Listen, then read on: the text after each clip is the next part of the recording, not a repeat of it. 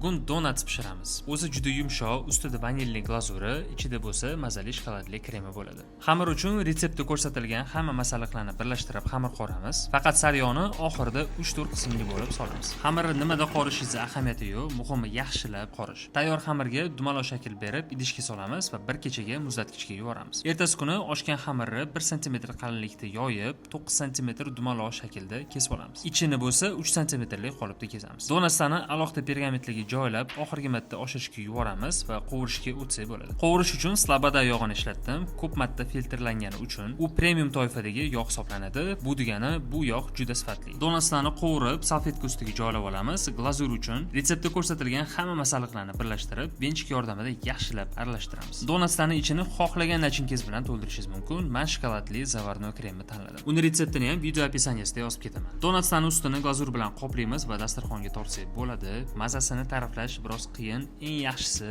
o'zingiz tayyorlab ko'ring.